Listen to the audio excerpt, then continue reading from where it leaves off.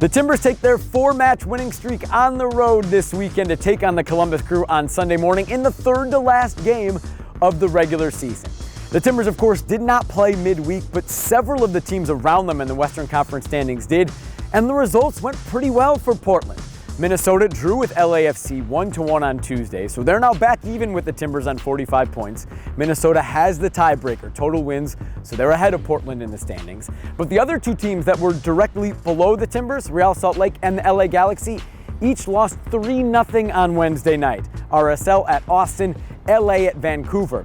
That means the Timbers enter this weekend in 6th place in the Western Conference with 45 points, 2 points ahead of 7th place RSL and 5 points ahead of 8th place LA Galaxy, who do still have a game in hand.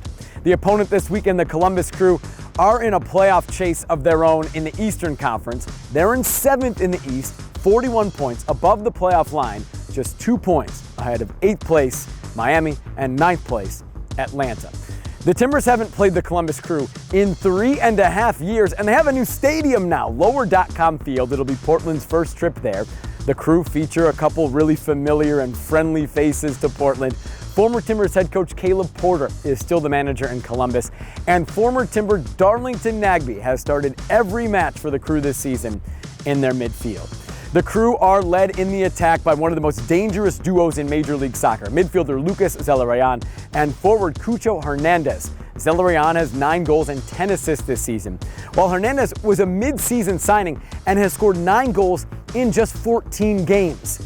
Columbus is coming off a 2-1 loss at Miami on Tuesday night in a match that featured a 2-hour weather delay at halftime and saw Miami score an 82nd minute winner after midnight local time out in Miami, and that continued a trend that has been Columbus's downfall this season, dropping points late.